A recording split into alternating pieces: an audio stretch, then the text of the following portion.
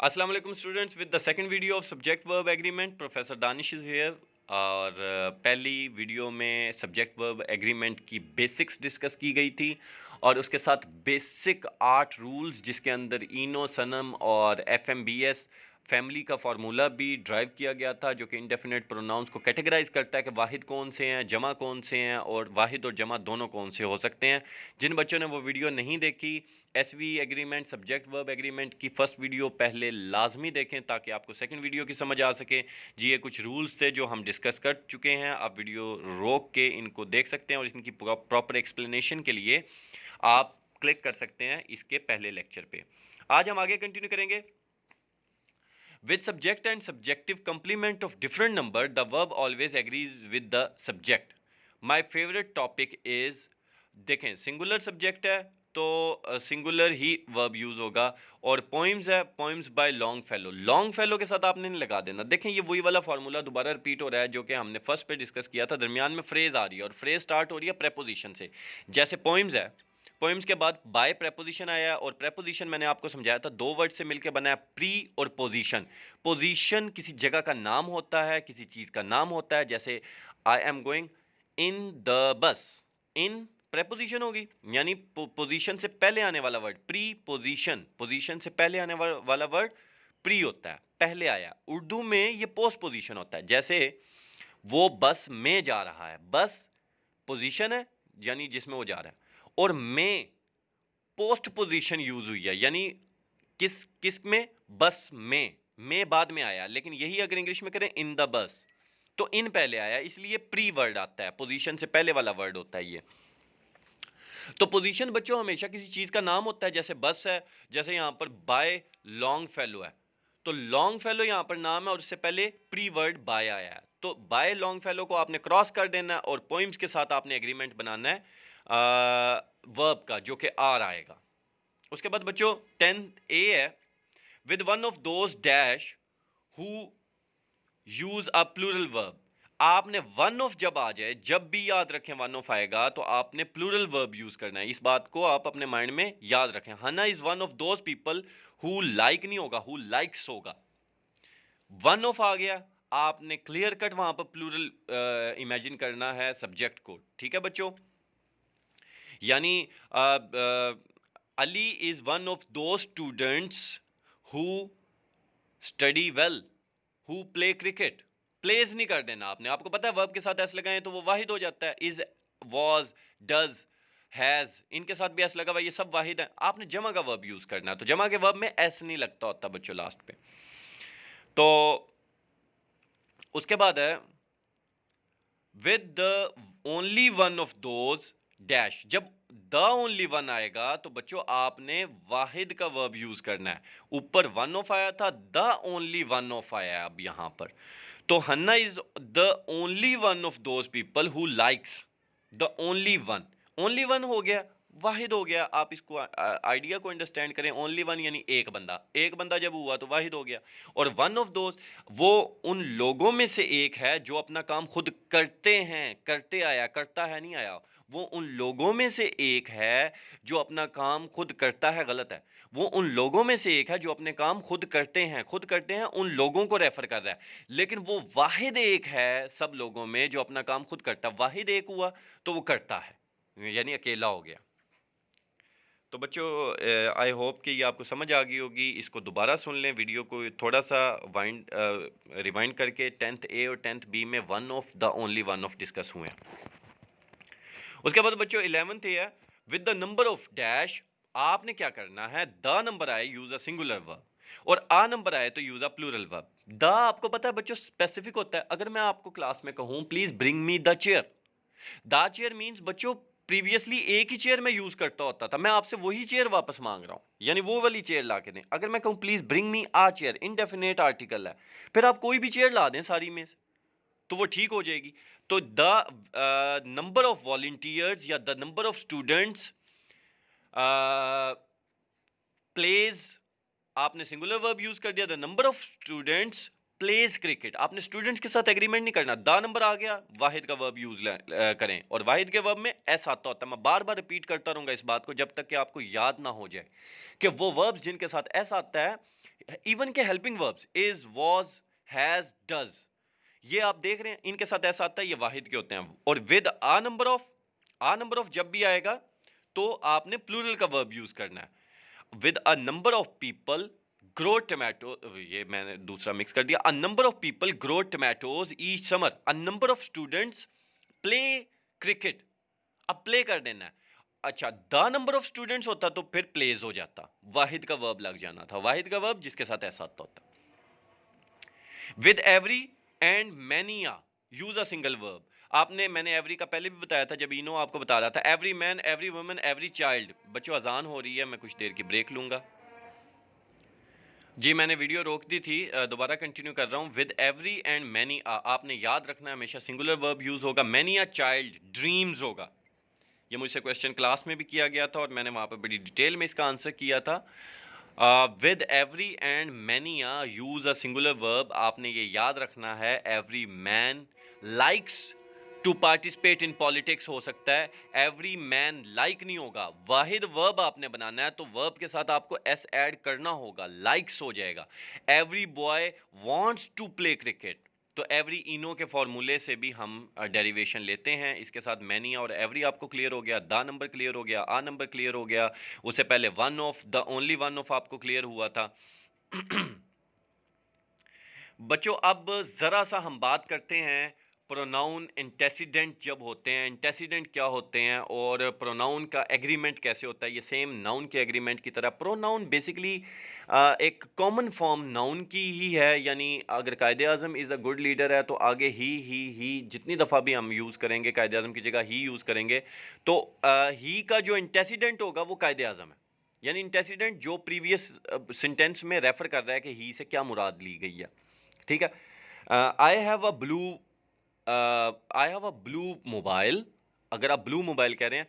It is dash dash dash, it is, मैं चार जुमले और लिखता हूं तो ये जो इट है ये ब्लू मोबाइल को रेफर कर रहा है। मेरी बात समझ आई? तो इट का इंटेसिडेंट क्या है? ब्लू मोबाइल है। तो यहां पर a pronoun is a word use to stand for, ये नाउन की जगह पे खड़ा होता है और नाउन की पोजीशन पे ही खड़ा होगा, यानी या सब्जेक्ट पे खड़ा होगा या ऑब्जेक्ट पे। यानी ये दो जगह आएगा, या सब्जेक्ट पे या ऑब्जेक्ट पे। थर्ड प्लेस होगी ऑब्जेक्ट ऑफ प्रेपोजिशन, यानी इन, ऑन, एट, इनके बाद तो आ सकता है, यानी नाउन की प्लेस है तो प्रोनाउन भी आ सकता है। और इसके अलावा दो जगहें और होती हैं, लेकिन आपकी बेसिक अंडरस्टैंडिंग के लिए इनकी 5 प्लेसेस में शॉर्ट करके 3 प्लेसेस जो आपको कॉमनली नज़र आएंगी। वैसे सब्जेक्ट कंप्लीमेंट, ऑब्जेक्ट कंप्लीमेंट और इसके प्रेडिकेट पार्ट्स सेंटेंसेस के जो बनते हैं उनमें इसका यूज़ आ जाता है। A pronoun is a word हो गया। A word can refer to an earlier noun or pronoun in the sentence. President Lincoln delivered Lincoln's uh, address in 1863. We do not talk or write this way automatically. We replace the noun Lincoln's with a pronoun. तो ऊपर वाला sentence थोड़ा सा meaningless है। President Lincoln delivered his address, his Gettysburg address in 1863। तो his जो है वो प्रेसिडेंट को रेफर कर रहा है। हिज, हर सब्जेक्टिव फॉर्म जब आती है तो उसके बाद जब हम प्रोनाउन लाते हैं तो इनकी भी फॉर्म्स होती हैं। यानी सब्जेक्ट के बाद जब आगे सेंटेंस चलेगा, एक सब्जेक्ट बन गया एक नाउन, तो अगले जुमलों में जो यूज़ होगा नाउन वो प्रोनाउन की फॉर्म में हम यूज़ करेंगे। यानी आई और वी ये सब्जेक्टिव फॉर्म है, तो मी और अस ये उसी की ऑब्जेक्टिव फॉर्म है, ठीक है। और माय और ये उसी की पोजेसिव फॉर्म है। तो प्रोनाउन का एक पूरा चार्ट होता है, वो भी आपसे डिस्कस किया जाएगा। उसके बाद देखें तो the pronoun his refers back to his, president Lincoln को रेफर कर रहा है, तो इसलिए president Lincoln is the antecedent for the pronoun his. तो एंटेसिडेंट एक वर्ड होता है जो कि पहले आया होता है। टी जो शुरू में ANT है, इसका मतलब बिफोर होता है वन, यानी वो लफ्ज जो पहले आ चुका हो।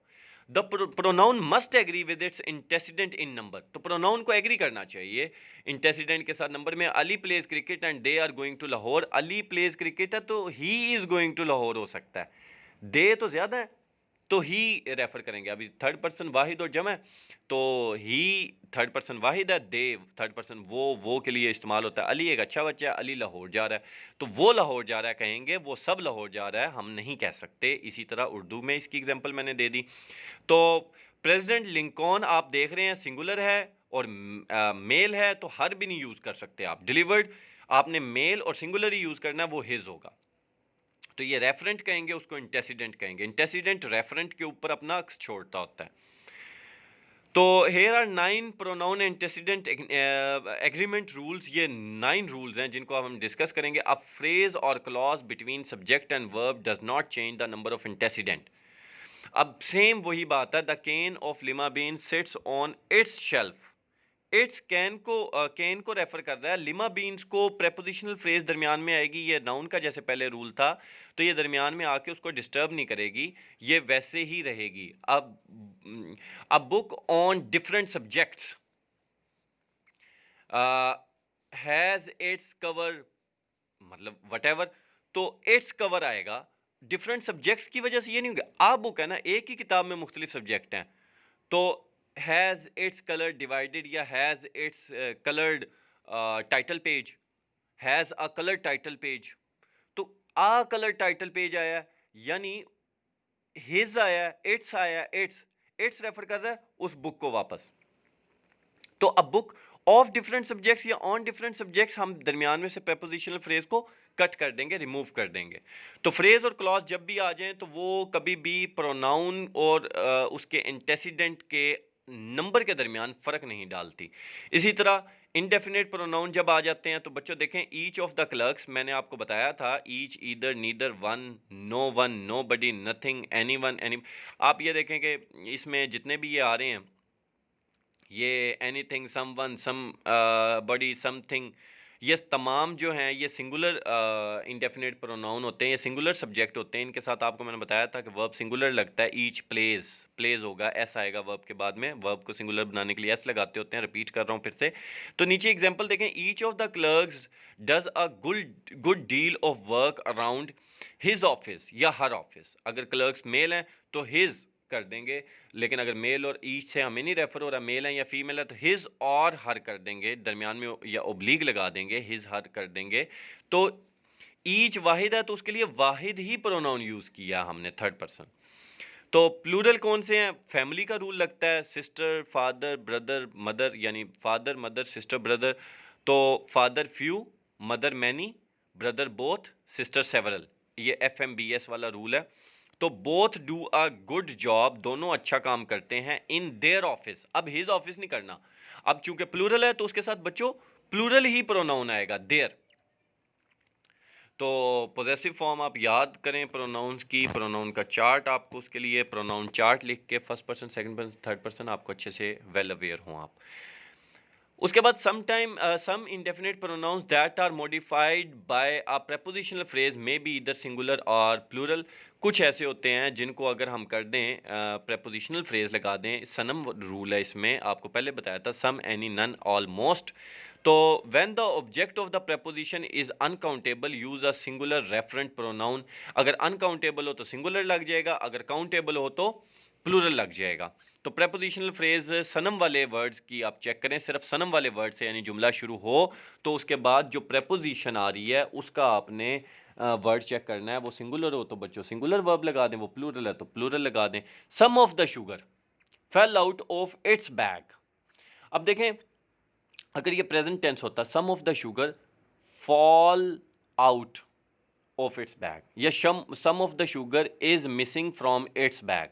अब ये सेंटेंस लिख लें, some of the sugar is. अब सम ऑफ द शुगर में सनम आया ना शुरू में, सनम वाले वर्ड्स जो भी शुरू में आ जाएं बच्चों याद रखें, सम ऑफ द शुगर, शुगर को देखें आप, वाहिद है यानी अनकाउंटेबल है, तो इसके साथ इज लगेगा, आर नहीं लग सकता, वाहिद वर्ब लगाएंगे। जब इज लगा दिया तो इज फॉलिंग आउट या इज मिसिंग फ्रॉम, आगे प्रोनाउन को भी आपने वाहिद रखना है। यानी पहले जो हमने 9 रूल्स 10 रूल्स स्टडी किए हैं वो उसमें हमने स्टडी किया कि सब्जेक्ट वाहिद है तो वर्ब वाहिद लगाएं, ठीक है, सब्जेक्ट जमा है तो वर्ब भी जमा लगाएं। अब हम क्या डिस्कस कर रहे हैं? हम डिस्कस कर रहे हैं सब्जेक्ट वाहिद है तो वर्ब वाहिद है तो प्रोनाउन भी वाहिद रखें, ठीक है। थर्ड प्रोनाउन जो थर्ड पर्सन प्रोनाउन है हिज हर, इसके अंदर प्रॉब्लम अक्सर आती है, इसमें आपको मस्कुलिन फेमिनिन यानी मुज़क्कर मोनस का भी ख्याल रखना पड़ता है साथ ही। अब देखें, all of the jewellery, jewellery uncountable है, हैज उसके साथ वाहिद वर्ब लगा है, लॉस्ट इट्स वाहिद ही प्रोनाउन लगा है, यानी ऑल, हैज और इट्स इन तीनों का एग्रीमेंट इसमें हुआ है, तो अनकाउंटेबल है। और जब काउंटेबल हो जाए तो क्या होगा, सम ऑफ द मार्बल्स, अब मार्बल ज्यादा हैं तो are falling out of their bag, तो सम की वजह से हमने ये बात मार्बल्स को काउंट किया, यानी मार्बल्स का ऑर्डर देखा, मार्बल ज्यादा थी एक से, तो हमने उसके साथ वाला वर्ब अगर इज एर आर होता तो हमने आर लगा देना था, और देयर हिज की जगह देयर लगाएंगे, यानी इसको भी हम प्लूरल बनाएंगे। All of the jewels have lost their glow, तो ऑल ज्यूल्स यानी डेफिनेटली प्लूरल बन गया। ऑल ऑफ द शुगर होता तो फिर ये सिंगुलर रहता है, जैसे ऑल ऑफ द ज्वेलरी है ऊपर। तो ऑल ने अपना सेंस लेना, आगे आने वाले सनम वाला कोई भी वर्ड शुरू में आ जाए बच्चों जुमले में तो आपने उसकी प्रेपोजिशनल फ्रेज का जो पोजीशन की जगह पे वर्ड होगा वो वर्ड उठा के तो उसका मीनिंग समझना है। तो all of the jewels have lost their glow, their यहां पर प्लूरल ही रहेगा क्योंकि प्रोनाउन वर्ब के मुताबिक और वर्ब सब्जेक्ट के मुताबिक, और सब्जेक्ट सनम वाले सब्जेक्ट जो होते हैं सम, एनी, नन, ऑलमोस्ट, ये अपने प्रेपोजिशनल फ्रेज में जो नाउन आ रहा होता है उसके मुताबिक अपना नंबर डिसाइड करते हैं, वाहिद लेना है या जमा लेना। तो आई होप कि ये आपको मुकम्मल समझ आ गया होगा। आगे चलते हैं without wasting time. I know कि आप लोगों का टाइम बहुत कीमती है। Compound subjects joined by and always take a plural referent, ये आपने पहले पढ़ा हुआ है, उसकी रेपिटेशन हो रही है, ये पार्ट लाजमी सुने। एक ना सिर्फ आपके पिछले रूल्स दोबारा रिवाइज हो रहे हैं बल्कि इसके साथ प्रोनाउन की एडिशन हो रही है। जॉन्स एंड स्मिथ, दो हो गए जी बंदे, एक जॉन हो गया एक स्मिथ हो गया। मेड देयर प्रेजेंटेशन, अगर मेक होता तो भी मेक ही होना था, एस नहीं लगता क्योंकि जमा का वर्ब लाना था, तो एस लगा दे तो वाहिद बन जाता है, आप लोगों को पता है। इसको याद रखने के लिए सिंपली इसको याद रखें, इसके एंड पे एस आता है ना तो वाहिद है ना, तो इस तरह जितने भी दुनिया के वर्ब्स हैं उनके एंड पे एस लगाएंगे तो वो वाहिद बन जाएगा। तो यहां पर मेड देयर, अब यहां पर मेक होता तो वो जमा का हो जाना था क्योंकि जॉन एंड स्मिथ दो हो गए, और देयर भी जमा का होना था। अब इसके बाद और नॉर वाला रूल है, अगर दो सब्जेक्ट्स को और या नॉट से मिला दिया जाए तो सेकंड नंबर वाले सब्जेक्ट को आप देखा करें, neither the director not the actors, यहां पर हमने एक्टर्स को देखना, बात ही खत्म होगी। एक्टर्स अगर डिड ना होता डू होता, तो एक्टर्स ज्यादा है तो डू हो जाता, यानी जमा का ही वर्ब आता और फिर देयर जॉब्स, देयर जमा का ही प्रोनाउन आता, तीनों एग्रीमेंट हो गए, actors do their.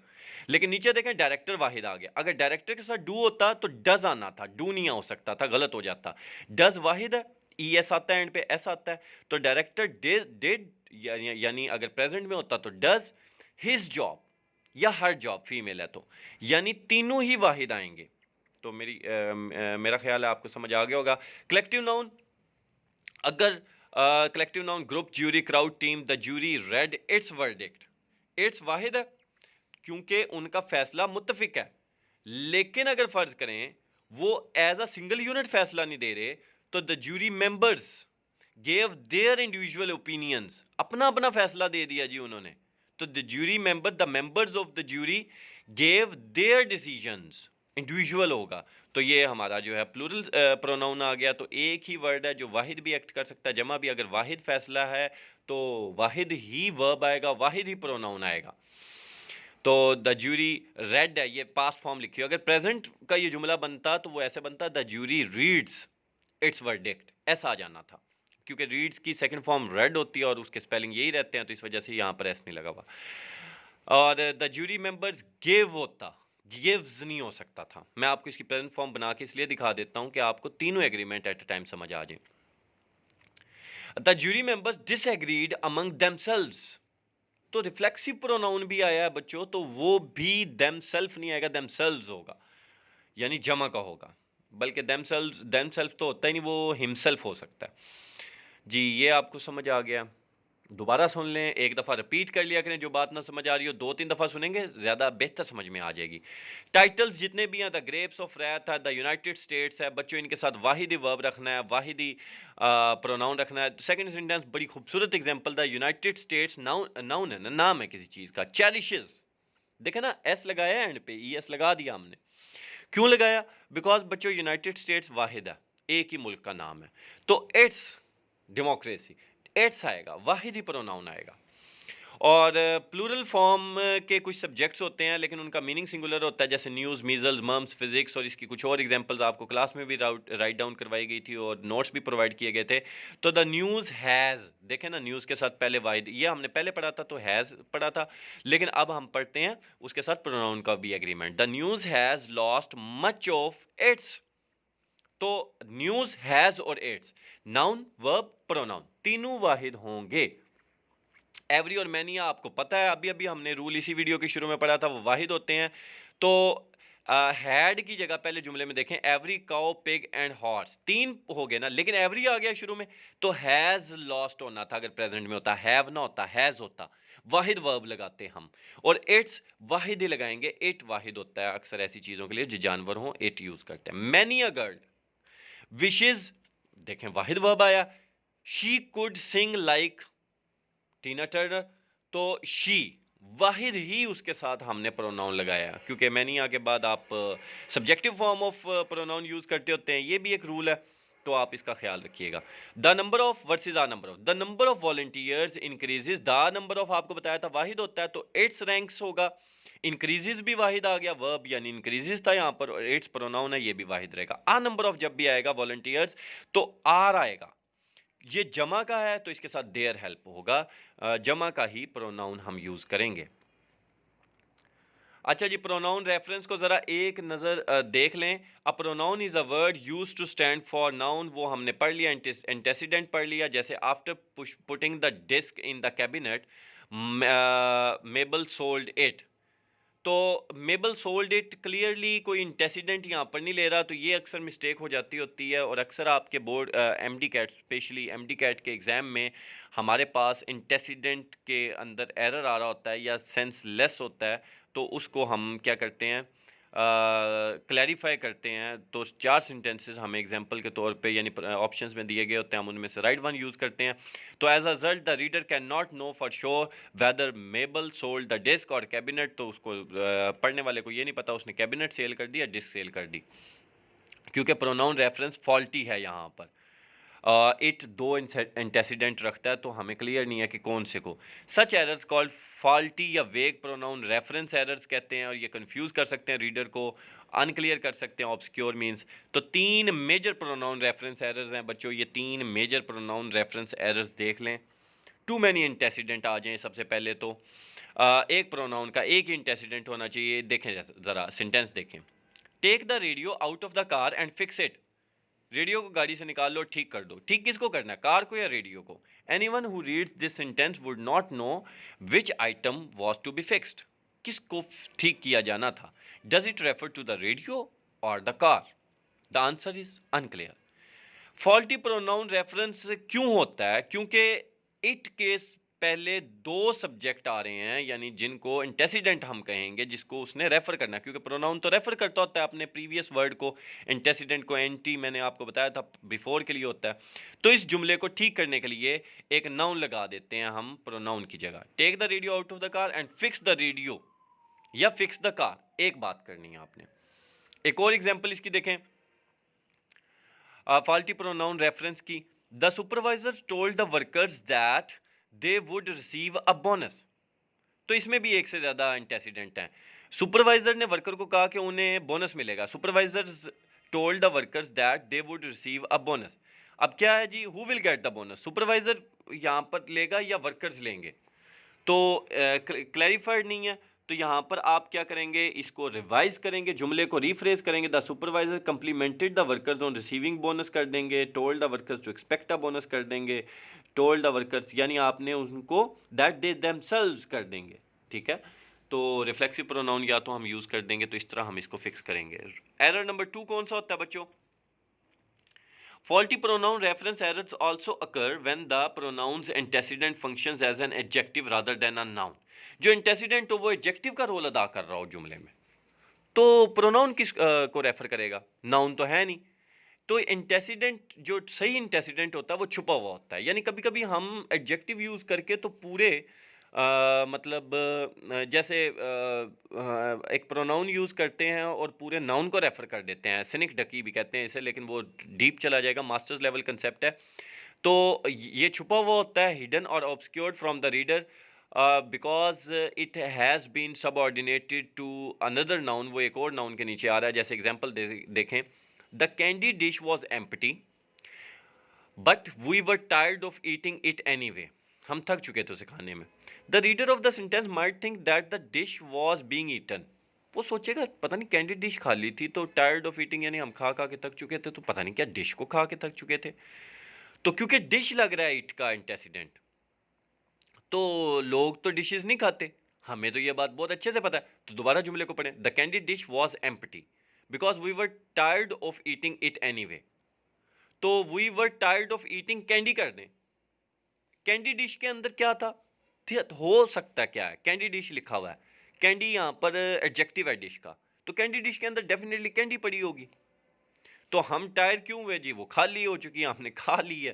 Candy can not B antecedent for it because candy situated in the front of noun dish, क्योंकि कैंडी डिश यानी नाउन से पहले आ रही है, तो इस वजह से ये एडजेक्टिव है, तो यहाँ पर हम इसे एंटेसिडेंट नहीं बना सकते, नाउन ही एंटेसिडेंट हो सकते हैं, प्रोनाउन के एडजेक्टिव नहीं हो सकते। तो इसकी जगह आप इट की जगह कैंडी ओरिजिनल वर्ड सब्स्टिट्यूट करें, जैसे कि ये नीचे दिखाया गया सेकंड येलो बार में।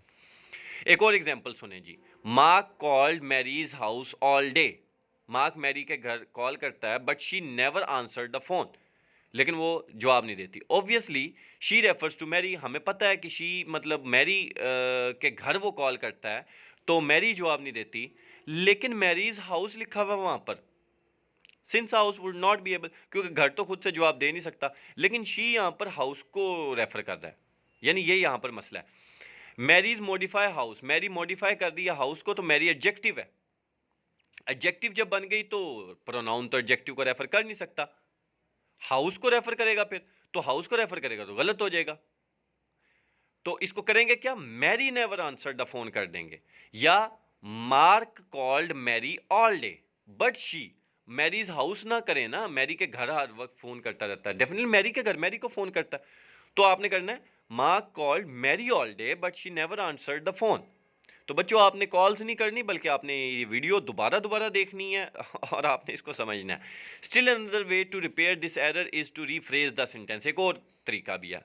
Mary never answer the phone although Mark called her house all day, Mary कभी फ़ोन का जवाब नहीं देती, अलबत्ता मार्क रोज़ कॉल करता रहता है। मार्क जी बहुत ज़्यादा अच्छा बच्चा है और बड़ा दिल लगा के पढ़ता है, ये वीडियो भी देखेगा इंशाल्लाह। और हमारे पास एक दो बच्चे और हैं, लेकिन मैं नाम नहीं मेंशन करता। नो एंटेसिडेंट एट ऑल, या एंटेसिडेंट हो ही ना बच्चों, एक तो था कि मतलब दो सब्जेक्ट आ जाएं, एंटेसिडेंट आ जाएं, तो पता नहीं कौन से वाला प्रोनाउन किसको रेफर कर रहा है। ये एमडी कैट के हवाले से बच्चों बहुत इंपॉर्टेंट लेक्चर है, शेयर करें और लाइक करें और कमेंट सेक्शन में अपने क्वेश्चंस पुट करें और बेल आइकॉन पे क्लिक करें ताकि आपको लेटेस्ट वीडियोस मिल सकें और ज़्यादा से ज़्यादा बच्चों तक ये स्प्रेड करें। हाँ, किसी का फ़ायदा हो गया तो अल्लाह ताला जज़ा देने वाला है।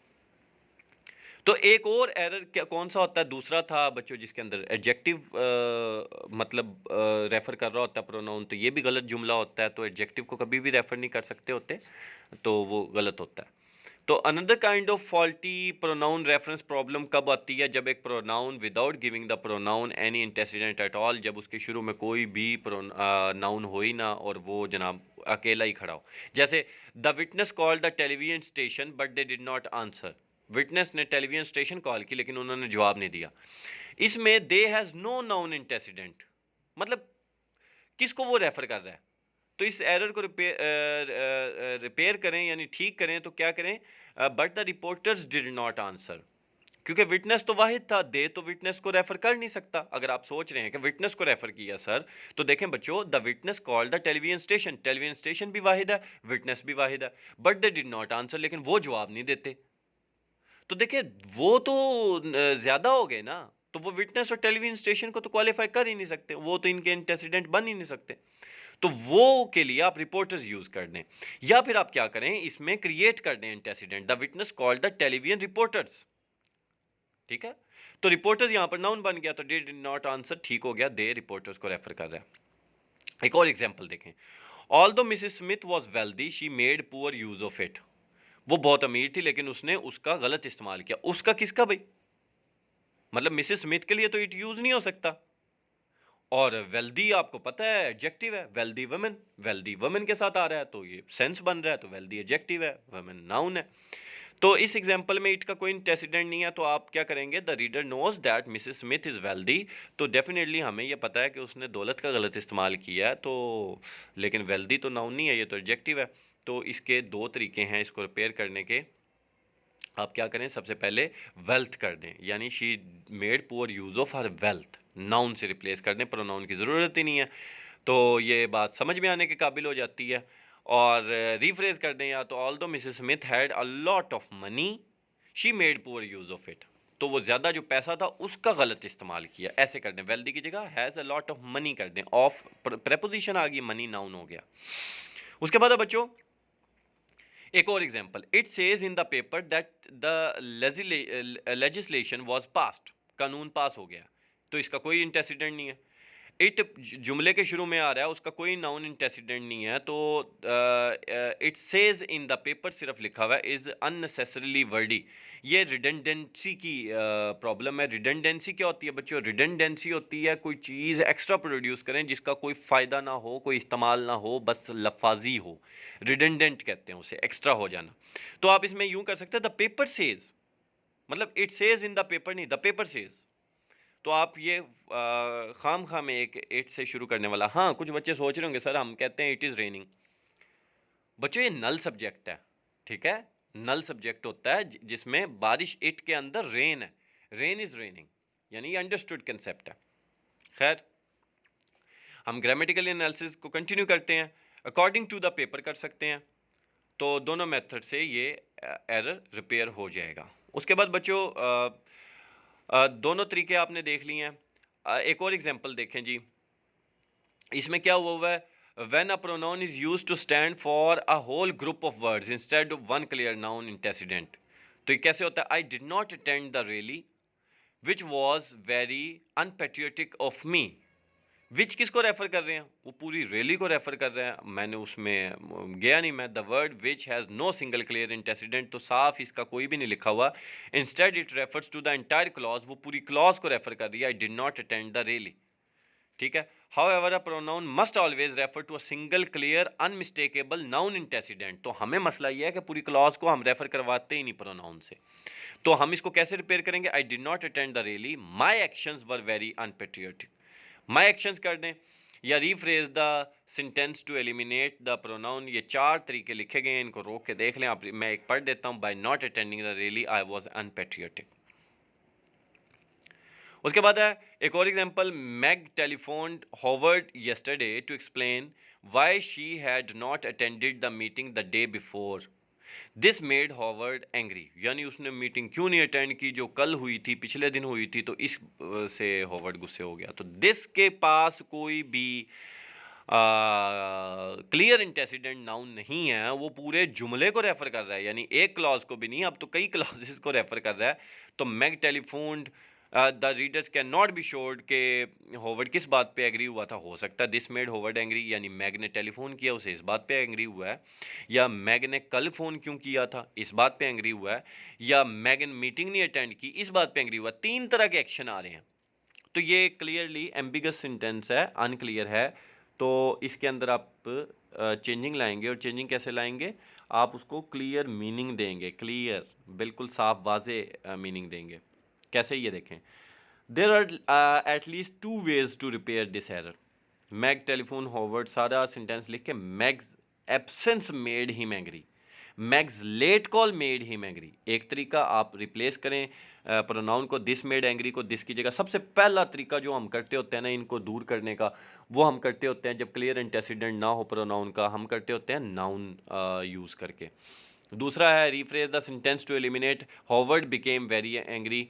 तो रीफ्रेज कर दें जुमले को, पूरा जुमला आप पढ़ सकते हैं, रीफ्रेज्ड है, अब ठीक है। मैग्स, थर्ड है, Meg's telephone call yesterday to explain why she had not attend in the meeting the day before made Howard, this को निकाल दें और वो कर दें, और दिस और विच का आपको अलहदा से लेक्चर दिया जाएगा, वो आप समझेंगे। बच्चों अब आप ये प्रोनाउन केसेस समझ लें। मैंने शुरू में वीडियो के कहा था आपको दिखाए जाएंगे सब्जेक्टिव में। आई और वी ये फर्स्ट पर्सन प्रोनाउन है, और यू सेकंड पर्सन, यू ही सेकंड पर्सन प्लूरल भी होता है, वाहिद जमा दोनों होता है, तुम और तुम सब के लिए आता है। ही शी इट वाहिद हैं, दे हु ये जमा के आ जाते हैं। ऑब्जेक्टिव इनके क्या बनते हैं, मी अस ये आई और वी के बन जाते हैं, यू का ही रहता है, हिम हर इट और देम ये थर्ड पर्सन के बन जाते हैं, यानी आई और वी वो जो मुतकल्लिम है जो बात कर रहे हैं, यू जिससे बात की जा रही है, ही शी इट दे जो सामने जो गैर गायब है, जगह पे गैर हाजिर है, मौजूद नहीं है, वो सब। होम और माय माइन और ये पोजेसिव फॉर्म है उसकी, योर्स, जैसे एप्लीकेशन में आप योर्स ओबीडियंटली लिखते हैं, देयर्स हुज।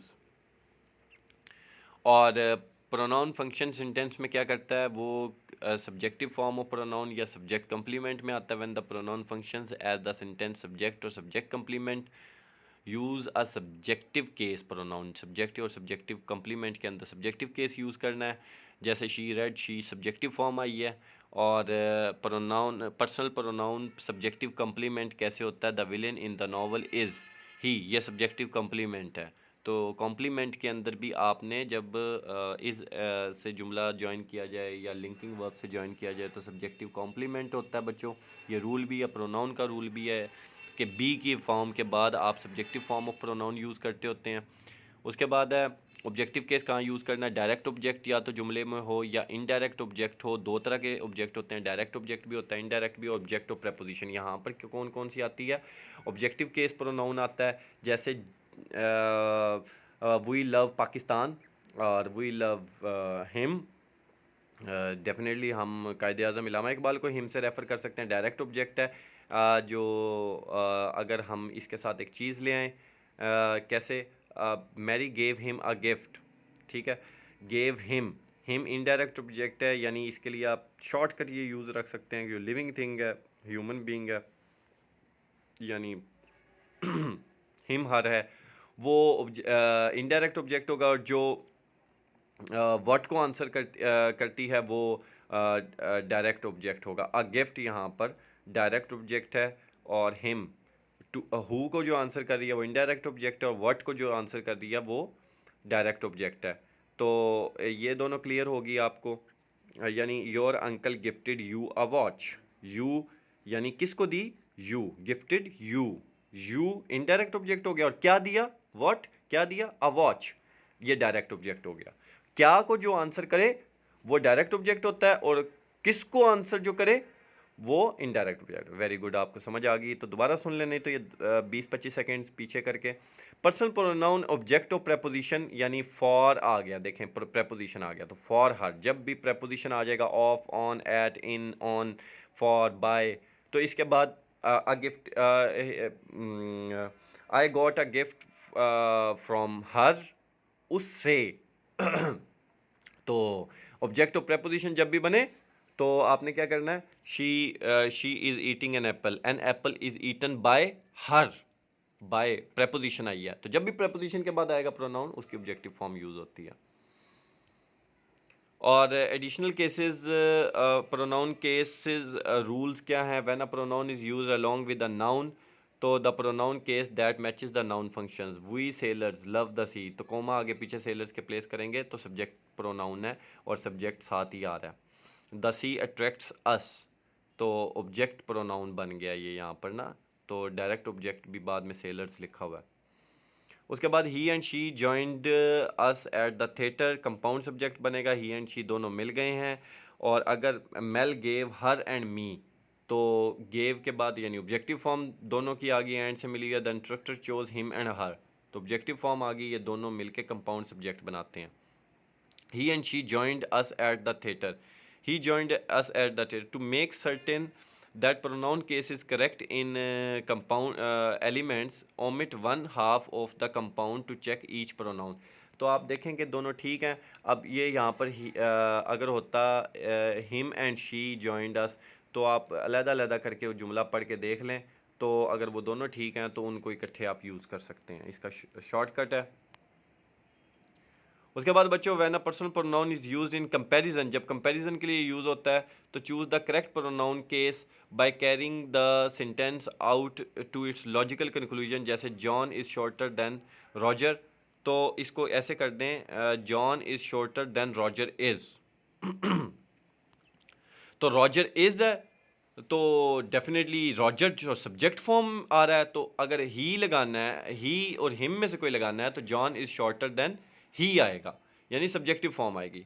जैसे John is as short as Roger, तो इसको पूरा करें सेंटेंस को, पहले John is as short as Roger is जो होता है ये एलिप्सिस होता है, यानी हम अंडरस्टूड होता है जॉन जो है वो पस्त कामत है रॉजर से, तो जॉन पस्त कामत रॉजर से है, यानी जितना रॉजर पस्त कामत है उससे ज़्यादा जॉन है, तो रॉजर जो है वो सब्जेक्टिव फॉर्म देन के बाद THAN, हम इसका शॉर्टकट ऐसे बनाते हैं एज और देन के बाद हम सब्जेक्टिव फॉर्म लगाते हैं, यानी एज के बाद भी ही लगाते हैं, देन के बाद भी ही लगाते हैं, क्योंकि अगर आपकी उसकी कंप्लीट फॉर्म दिखाई जाए तो आप देख लें रॉजर के बाद इज़ जो है वो उसको ओमिट किया गया होता है, गायब किया गया होता है, क्योंकि वो अंडरस्टूड होता है, तो रॉजर जो है वो सब्जेक्ट की प्लेस पे आ रहा है।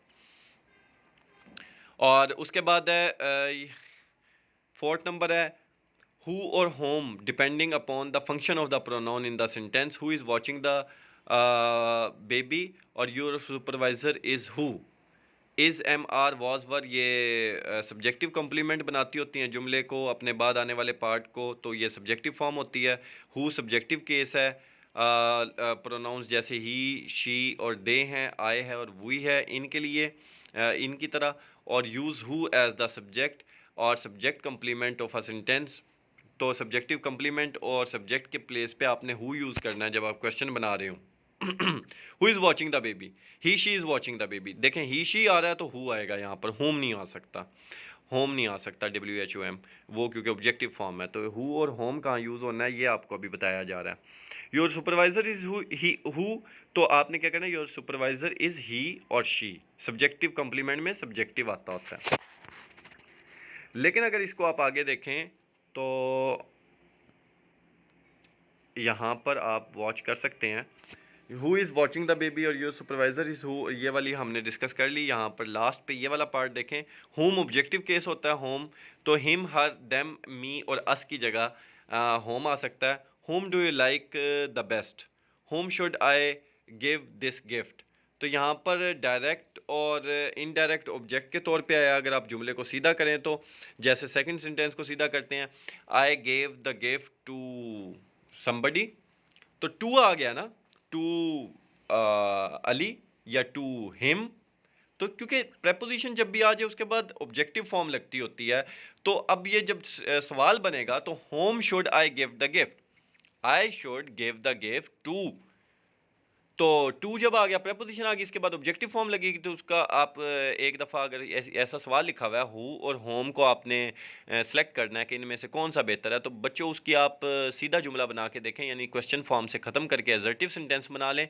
तो जब आप एजर्टिव सेंटेंस बनाएंगे तो ये देखें, चेक करें कि टू बाय ऐसा प्रेपोजिशन के बाद तो हु नहीं आ रहा, अगर बाद आ रहा हो तो वहाँ पर होम बनेगा, तो सेंटेंस के शुरू में भी होम बन जाएगा।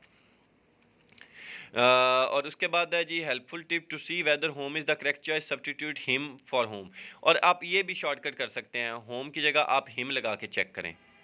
तो जो Jim wrote the letter to him to whom, तो ऑब्जेक्ट ऑफ प्रेपोजिशन टू आ गया ना, तो ऊपर वाला डायरेक्ट ऑब्जेक्ट और इनडायरेक्ट ऑब्जेक्ट की एक एग्जांपल थी, पहले मैं डिटेल में बता भी चुका हूँ।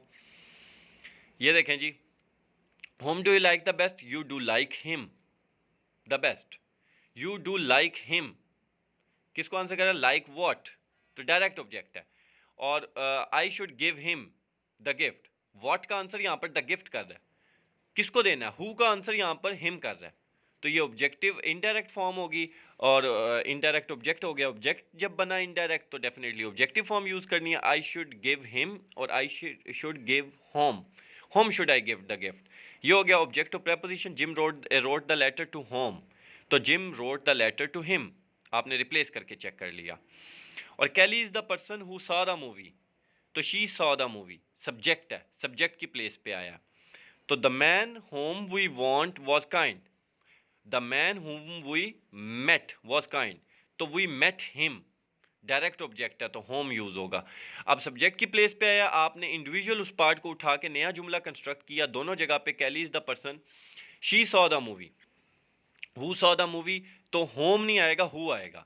हु विच और दैट वैसे भी आते होते हैं, आपको पता है ये रिलेटिव प्रोनाउंस हैं, इसको क्लास में मैंने एक्सप्लेन किया था। तो the man whom we met, जिससे हम मिले, तो यहाँ पर अगर आप देखें तो वी मेट हिम, हम उससे मिले ना, तो हिम आया ना, तो इसलिए होम वी मेट करेंगे, ऑब्जेक्टिव फॉर्म ही यूज़ करेंगे। उसके बाद बच्चों है use possessive case pronouns with जेरेंड्स।